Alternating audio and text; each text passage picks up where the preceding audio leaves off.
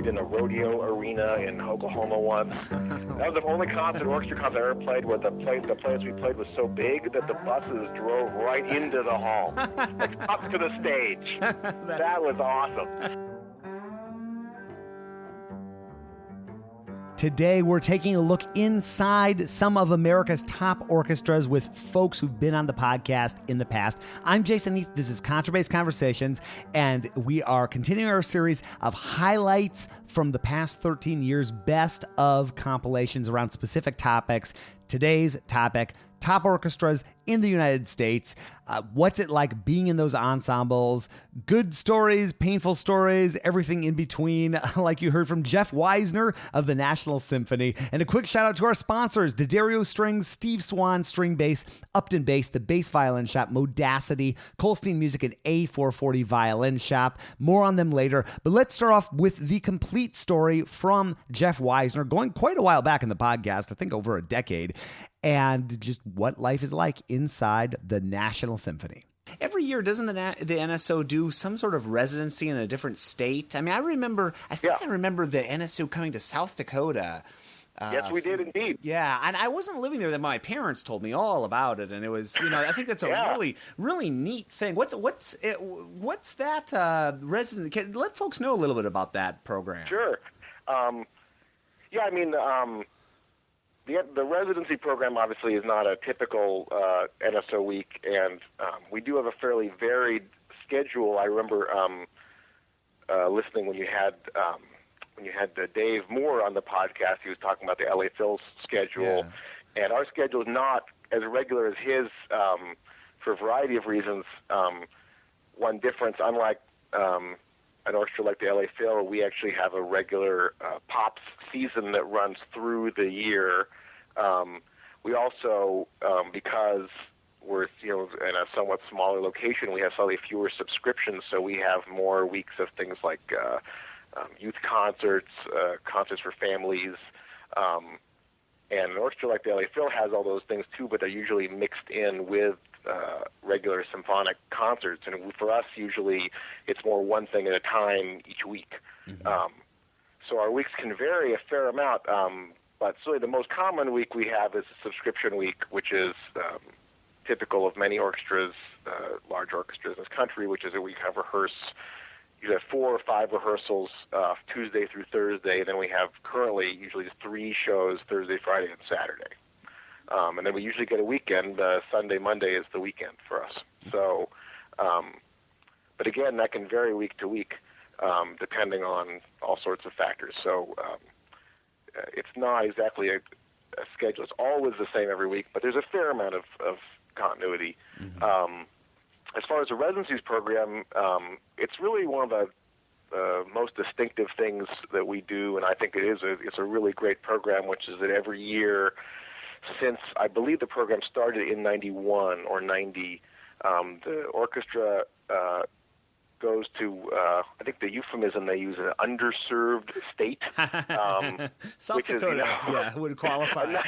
South Dakota qualified. It's a nice euphemism for a state that doesn't have a large full-time symphony orchestra in its borders, and often, especially a state that has kind of really large geographical area, somewhere like the Dakotas, where there's a lot of communities that aren't going to get exposed to orchestra playing or classical music. And we go to one of these states usually for, I would say, between 1 and 2 weeks, depending. The length has varied each year, probably averaging about 10 days. And in that 10 days, there are a series of full orchestra concerts in the evening, and there are also youth concerts for students in those states. But even more than that, there's tons and tons of small groups from the orchestra or individuals from the orchestra who sign up to play chamber concerts or give master classes, do various presentations. I remember in South Dakota, actually, there was a string quartet that they basically rented an RV for, and they just drove off, across the prairie and stopped at a bunch of towns and did string quartet concerts. I think the average is that in a 10-day residency, we usually do about 150 events. Wow. Total. So it's a pretty intense schedule. And again, the orchestra, full orchestra playing part of that is actually a pretty small proportion. In a 10-week residency, there's probably only at most maybe 8 orchestra concerts, because we usually have a day off, and there may be a day they can't schedule one for various reasons. But all during each day, there's all these. They basically rent a fleet of vans, and there's vans shuttling people to and from all these different locations in the state, often very small towns, places that have may have no music program or no real functional classical music thing going on at all, or they may have one but it's quite small. And there's we go to a lot of towns with a sort of one very bold, struggling high school music teacher doing their thing, and then we show up, and if it's a small to medium-sized group, we play, and the students get to hear some music they probably would never hear live otherwise. If it's a place where the full orchestra is playing, we played in high school gyms, and we played in a lot of sort of high school auditoriums, band halls. We played in a rodeo arena in Oklahoma once. That was the only orchestra concert I ever played where the place we played was so big that the buses drove right into the hall, up to the stage. That was awesome, because it was a full rodeo arena, so the place was big enough for herds of farm animals to get into. So that was cool. And so we played in some really crazy places, and obviously, it's not, when we go on tour to Europe and play in, the Concertgebouw in Amsterdam, that's obviously a really musically satisfying experience. But I found actually, for me, the residencies in some ways been more satisfying, because you're really playing for people who have almost certainly hardly ever heard the sound of a big orchestra in their life. And also, especially, like I said, you're kind of giving a huge boost to music teachers and music enthusiasts in a lot of places in this country that don't necessarily get a lot of support, and they kind of get to be king for a day, queen for a day when we're there, because usually the residencies attract a lot of local media attention, and so the local music programs get definitely kind of lifted up by the whole process.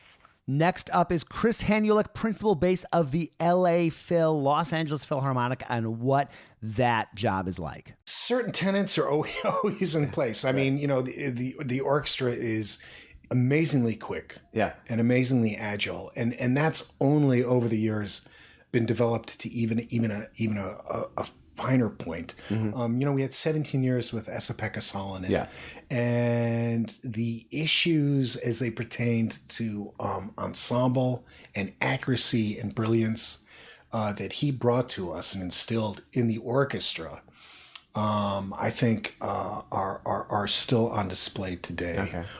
Certainly the technical ability, and I think this is true across the board when you listen to any instrument. What I hear now compared to when I was sitting on panels and listening in 1984 to string auditions, the level of play is frighteningly good. It's frighteningly good. The technical proficiency, the technical brilliance that so many players now possess is really remarkable. Really remarkable. So that by the time you get down to the semifinals, even the finals, it's really very often a matter of pick 'em. Speaking of the audition process, we have Micah Howard of the Pittsburgh Symphony here talking about how things changed once he got into the Pittsburgh Symphony. Actually, the thing that was very weird for me is the fact that you have to really learn how to structure the rest of your life, because I was so busy. Don't forget, when I was in grad school, like I said, I had 2 kids. So I was working on my master's. I was working a part-time job at Radio Shack, practicing all the time. I would often stay in the school and not go home, and to get my papers done and everything. And I was very worried about my grades too, because if I didn't win a job, my next step was to go work on my doctorate. So I was very focused on my grades and my playing.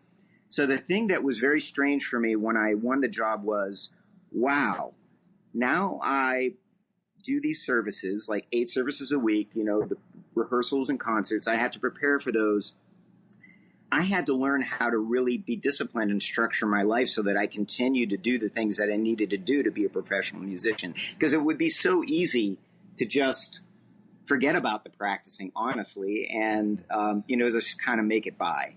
Right. And I didn't want to be one of those kinds of players. And in Pittsburgh, the Pittsburgh Symphony, it would have been very difficult to do that, to be honest, because everybody has so much integrity in the orchestra. And you would have been, if I had stopped practicing, that would not have been good for me, in terms of how my colleagues would have viewed me. So, but yeah, that was strange.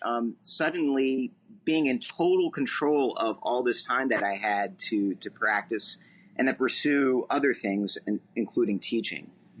This episode is brought to you by D'Addario Strings. Our friends at D'Addario want to help listeners change their strings safely and efficiently, and they have a few tricks to help you achieve that. Each time the string winds around the peg, be sure that it lays neatly next to the previous coil as opposed to crossing over itself, which increases the risk of breaking. Wind each string from the middle of the peg outward, making sure never to rub up against the peg box wall, which also increases risk of breakage. Learn more at orchestral.daddario.com, and thank you so much for sponsoring the podcast. Samuel Colston, who founded Colston and Sons back 70 years ago at this point, Sam was largely self-taught. Here's Barry Colston about how his father got into the business. It was mainly self-taught, but I will pay homage to people that need to be paid homage. He did study a bit with Al Eisenstein, who was a great repairman in Manhattan. He was considered one of the top. And Al was very gracious. He allowed my father to sit at his side, watch him work. But a lot of it was self-taught. My father was very ingenious person. He really would look at a problem and figure out 5 ways of doing it and then choose the right way always. Ever since those early years, Colston and Sons has been working to solve problems for bass players, provide them with ever better instruments and new opportunities in terms of travel basses and cases and all sorts of things that we need as bass players. Thank you, Barry, and thank you, Colston, for everything that you do and for sponsoring the podcast. This episode is brought to you by Steve Swan String Bass. And Steve travels far and wide here in the Western United States. Here's Steve on where he goes and what some of the benefits of being able to travel like that are. You travel with it. You're going up to Oregon. You're going up to Seattle. Up to Seattle. Yeah. And back, out to Arizona, wherever people want to see a selection, they don't have options, or if I have a line on some bases I want to check out and maybe buy or trade, I have the option. That's the beauty of me not being tied to a workbench in a shop. Steve works with some of the San Francisco Bay Area's best professional bass luthiers, people like Nathaniel Rich, Alex Friedman, and many others, to get basses playing beautifully. When someone comes to me asking where to look for a bass, whether they're a student or professional, or they're coming through town and they want to try out a great selection of basses, I always send them to Steve. Learn more at steveswanstringbass.com, and thank you so much for sponsoring the podcast, Steve. Next, we have 2 New York-based musicians that got their start in different time periods, but are in 2 of the world's great ensembles. And I'll play these back to back. We're going to start off with Oren OBrien talking about the New York Philharmonic and what it was like when she got there. And then we're going to talk with Rex Surany, principal bass of the Metropolitan Opera Orchestra, about life in the Met. Walter Botti, who's the father of our second oboe player in the orchestra. Rob Botti's our second oboe. That was his dad. And Walter, who, everybody thought he was kind of, and he was so kind and so sweet and thoughtful. My first month on tour, he said, just close your eyes and I'll guide you through the backstage melee of everybody changing their clothes in front of their trunk. And then I'll get you to your trunk and you take out your clothes and I'll guide you back. You just keep your eyes shut. It was so thoughtful, And actually, I'll tell you something. It was easy for me to make the adjustment because I knew most of the people in the orchestra. Most of the men, half of them at least, I had memorized their names when I was an usher at Carnegie Hall. When I was a student at Juilliard, my first 2 years at Juilliard, I ushered 10 shows a week at Carnegie Hall. That was part of the job. You had to usher 10 shows, every concert. And there were 4 or 5 concerts a week of the Philharmonic. So I got to know everybody by sight. I would say hello to them in the street. Oh, hello, Mr. So-and-so. Hello, Mr. I knew them because they were like heroes of all of us. Any musician that ushered there knew the music, especially those of us that studied with people in the orchestra. We worshiped those people, and they were our heroes. And we looked up to them. We looked forward when someone was going to have a little solo. And Bob Renan was the first bass then, and he was still playing gut strings when I joined the orchestra. He played gut strings, I think, to the end of his life in the orchestra. And he used to ask me, does the Mahler first sound better with the mute or without? Why don't you go in the back of the hall and listen? When we'd be putting the programs together at the front of the stage before the audience came in. And he would say, why don't you go? And he would make me feel like I had something to offer as an opinion, that he asked my opinion, what did the Mahlers sound like? So, I felt connected with the orchestra from being a student and from studying with somebody in the orchestra, and also listening to the broadcast when I was a kid in Los Angeles. I used to listen to the Sunday broadcast of the Philharmonic. Saturday afternoon the Met, and Sunday afternoon the Philharmonic. So, I felt sort of steeped in their history and in the respect for the orchestra and for the men in the orchestra. Also, the second bassoon in the ballet was Harold Goltzer, who became the assistant principal bassoon in the Philharmonic before I joined. He joined Philharmonic in 1959. I joined in 66, so he was somebody I knew. I knew the second trumpet. Carmen Fornerato was in the New York City Ballet. Ed Irwin was the associate principal trombone. He was in the New York City Ballet, and he went into the Philharmonic.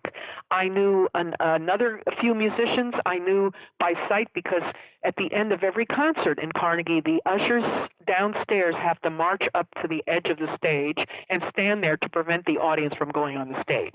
There's steps at the side of each side of the stage, and we would have to stand there to prevent, in case an audience member wanted to rush on stage, maybe to hug one of their favorite musicians or the conductors, and we were there to prevent that. So I knew them all by sight, and I knew their names, so I could be respectful. I used to call them Mr. So-and-so when I joined, because I thought that, I was a young member and I should show respect. So, and then they would all say, no, call me by my first name. So, people, they were by and large very nice and very welcoming. So it wasn't strange, because I knew so many of them. I had freelanced with the concertmaster. David Nadian became the concertmaster the same month that I joined the orchestra. Bernstein had just chosen him as the new concertmaster. I had done Baroque recordings with him, one bass, one bass, one cello stuff, Baroque stuff with him for years before. So I kind of knew a lot of them as musicians, and they knew that I wasn't some kid just out of school. I already had 10 years experience. What's the experience of being principal bass of the Met? What's it like being a member of the opera orchestra, of the bass section, and playing that fantastic repertoire? Just tell me about that job. So maybe I'll unpack the rep first, and I guess the huge difference would be like instead of your normal, maybe 2-hour service in a symphony orchestra, that gets bumped up to 3 and change really quick. Literally, like, rather than, you have an overture, a concerto, an intermission, and then a symphony, you have 3 acts of an opera that adds up to like 3.5 hours every night. So that's a huge change. And certainly can be exhausting, but also can be really, really fun and rewarding, because opera is a really, really ultimate art form. Yeah. Let's see. I'd say probably the biggest difference between, like, for those of you who have never played opera before, the biggest difference between symphony and opera would be that, especially the moments that are maybe more symphonic and you're not just kind of following a singer. As soon as the singers and the production get mixed in, I mean, it just throws a wrench into everything, and you have to be so flexible, and you have to listen so carefully to what's going on stage, and look at the conductor like you've never looked before. I mean, it really, things move very suddenly, because, all of a sudden the pitches aren't the most important thing, to have happening in an opera. It's more often than not, especially in, Verdi, who's written very sparsely at times. The drama is what's most important on stage. What's on stage is the premier thing to sell. So yeah, I would say that like as soon as a singer starts taking time, I mean everything's got to slow down. Yeah. As soon as the singer wants to move something along, or the conductor, you know, that's when things have to move along, you know, and all of a sudden, like rhythm does this like tie-dye time warp, and it's like everything inverts, and I don't know, it can be like really challenging sometimes when it's like on the edge of like predictable and not. But it also is really cool to listen to the product afterwards and be like, oh wow, I really did that when we did it, because I was really annoyed that we didn't get to finish what we were doing. We just had to jump right in. Like, for example, right now, we're doing Otello with Dudamel. And this is actually his premiere at the Met. And I guess the first couple of shows, he was anticipating copious applause after Desdemona's aria in Act 4. Which is the aria that is right before the famous bass soli. Mm-hmm. And usually there is applause, but some nights it works perfectly enough that the audience continues to listen to everything that happens after the aria. There's a short pause, and then we come in and there's no applause. One of the things that we've had to be flexible to is we usually expect the applause. If it doesn't come immediately, Gustavo usually tries to go right into it. Mm-hmm. However, sometimes it's slightly delayed, so he's on an upbeat, and then people start clapping, and then we kind of, what's it called in baseball, a check swing, when you're like about to swing it. Oh, nope, not going to swing at that pitch, right? Right. So I mean, that's just like one of the instances. Or like Yannick has been doing Traviata with us. We actually just closed our last performance of it with him last night, and there's an aria, I don't remember the name of it, in the third act that has a big repeat. And I guess we've had some pretty hardcore fans come to the Met who know we usually don't play the repeat, or it's not actually written a repeat, it's just written twice. Yeah. And they usually applaud after the first verse and don't wait for the second. So what do you do when we start playing the second verse, which has the same intro as the first one, and people are clapping through it? He usually just cuts us off. He points at the oboe and he says, "From your solo." Boom. Yeah. Wow. And we have to just kind of know where the oboe plays that solo, which notes we play in the chord. I mean, it's very on the spot. It's almost improvised, like, wow. Especially with Yannick. I mean, everything is different, and always in the moment. It's been very cool working with him on a lot of this stuff. Every day when I sit down to practice, I get up my phone and I boot up ModeACD, which is my practicing companion, and I have a specific routine I go through, and here is ModeACD founder and CEO Mark Gelfo on what he does each day with ModeACD. What I do when I load ModeACD every day is, if I don't have a playlist constructed already, what I do is I go in and I think, how long do I have to practice right now? Okay, I've got 40 minutes. Cool, I'm going to do 5 minutes on meditation, get my body state right. I'm going to do scales for 5 minutes, and I'm going to visualize, and I'm going to do this piece that I'm working on. You just set it up, see the budget, and follow the budget effortlessly by delegating that to the phone. Letting my phone do all those logging details has been so great for my practicing. I can't recommend this app highly enough. Love it, love it, love it. Learn more at ModeACD.co, and we have a special offer if you go to our site for lifetime access to this app. It's so cool. Thank you so much for sponsoring the podcast, ModeACD. At Upton Bass, there is no B stock in terms of wood. Here's Gary and Eric from Upton on what happens when they encounter a flaw in the wood. Rather than someone just looking at that piece of wood and saying, "Man, I got to throw that in the fireplace." Yeah. They go, my boss says I got to get this thing done, so they set that neck. Yeah. And we've just learned over the years, if you got to question the piece of wood, It just goes in the dumpster. Yeah, just get out of there. It's reasons like that that make Upton such a hit among bassists worldwide. They have an army of raving fans. I'm one of them, by the way, and they just make wonderful basses. Whether you're just starting out and you're looking for an entry-level instrument or you're looking for the top-notch bass of your dreams, they will work with you throughout the process and get you an instrument you will love. UptonBass.com is the website, and thank you so much for sponsoring the podcast. We will wrap up with just a few more clips. This next one's from Scott Dixon of the Cleveland Orchestra. Well, it was a huge honor. You know, I have always loved those recordings, and I've always loved that kind of that sort of the glory days of those American orchestras when there was like George Zell in Cleveland, and you had Ormandy in Philly, and you had Reiner in Chicago, and I've always kind of admired those old recordings, and so to walk into Severance Hall and be on that stage with where all those people have been, and the sound is still there. I mean, Kurt Masur, in the last time he conducted here before he passed away, he had this kind of almost sentimental moment, and he said, I'm so envious of George Zell because he's still alive. He's right here. Like, I can hear him. Wow. And that really touched me and struck me. So there is a very, very kind of firm commitment to the aesthetic. I guess the way I think of it is that in the Cleveland Orchestra, nobody's really playing the way they play. You play the way the Cleveland Orchestra plays. You kind of put on your Cleveland Orchestra hat and when you walk out on that stage. And but I do feel very personally lucky because that aesthetic kind of feels natural to me. I feel like I get to play the way I want to play, and it's still kind of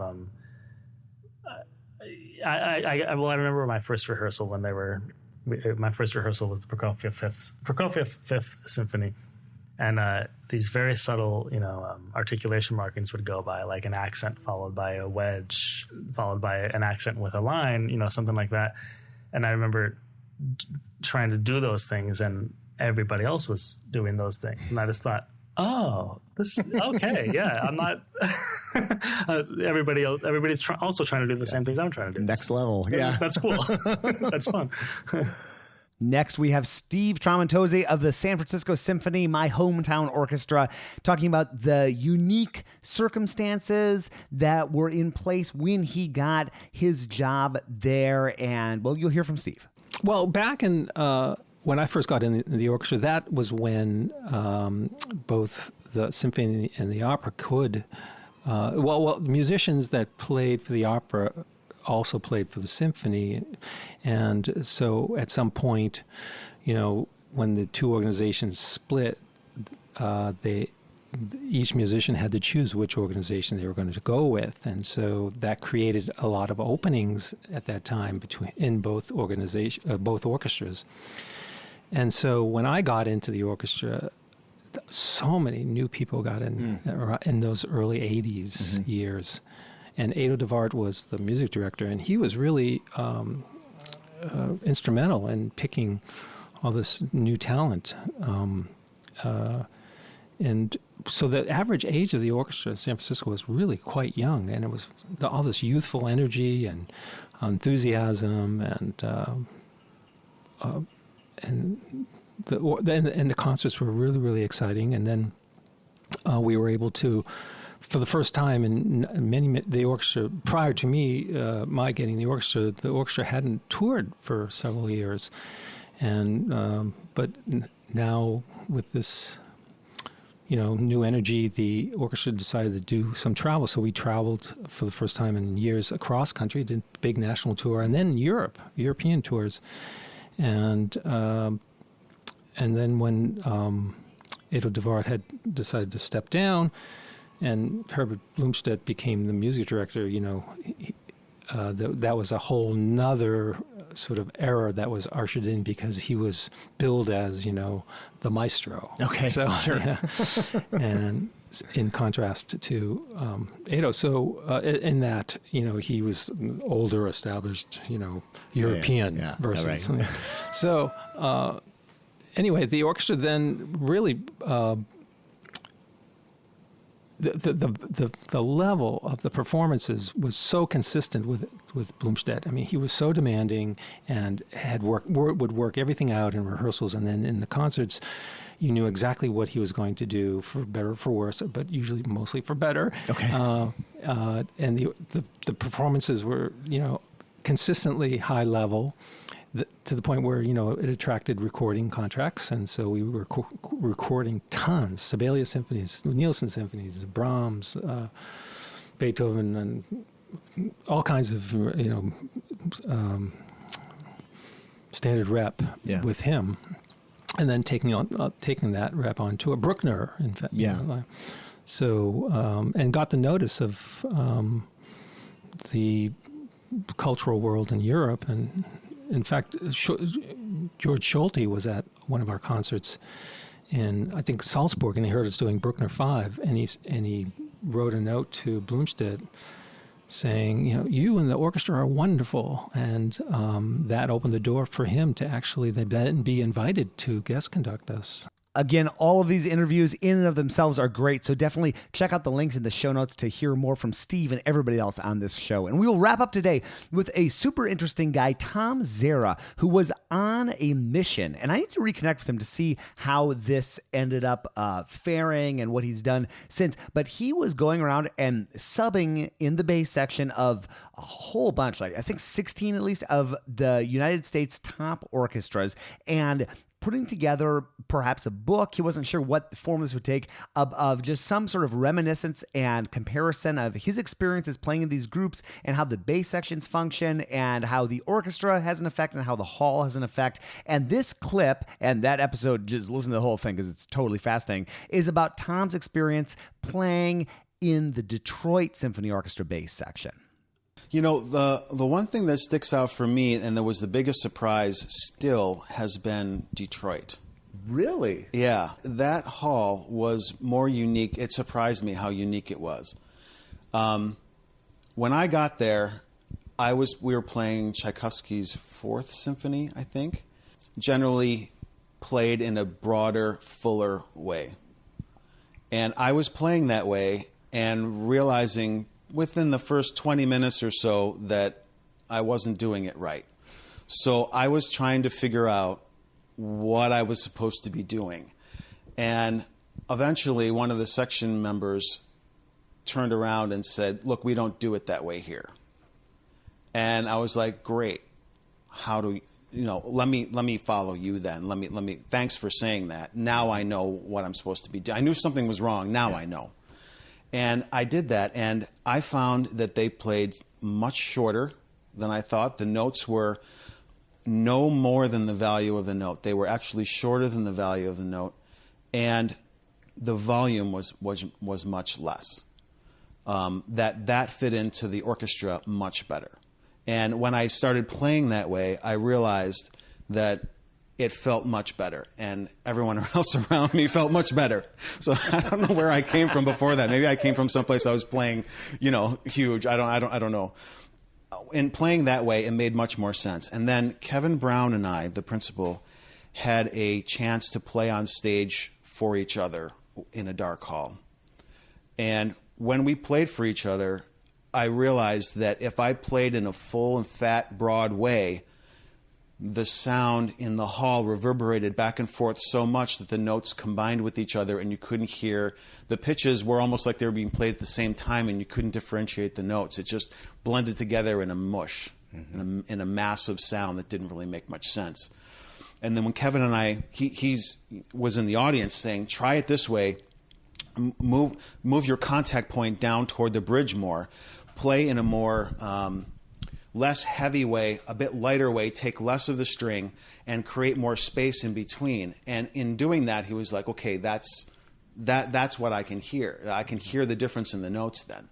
And then he came up on stage and did the exact same thing and played in the two different styles, the way I was playing in the different styles. And wouldn't you know it, I mean, it made a world of difference. Yeah. Like all those notes were crystal clear when they were played much shorter, much less full, and just exactly as full as they needed to be, but not overblown. That's going to do it for today's episode. We have many more that we could have included. We could have included those entire interviews together, plus you name it. I have another 75 at least. So as I do these best ofs, I realize how much we've covered and the richness of the material on this podcast. So I have a good time doing this. I hope you've been enjoying this. We've got just one more. No, I'm sorry, not one more, two more. I'm putting these all together on the same day. It's now 5 p.m. I started at 9 a.m. But I'm nearing the end, and I hope you enjoy them. I've had a good time working on this, and I like to do this maybe once a year or so, and it's just a good way to take stock and reflect on what we've covered, where we've been, where we're going, and all those kinds of good things. Thank you to Krista Copper for making this possible and synthesizing all of this together into topics that I can put out like this. I really appreciate it. Thank you to the rest of the Contrabass Conversations team, Michael Cooper, Steve Hinchy, Trevor Jones, and Mitch Mooring. Check out Mitch's award-winning basses at mitchmooring.com. I'm your host, Jason Heath, and we will see you again soon for more life on the low end of the spectrum.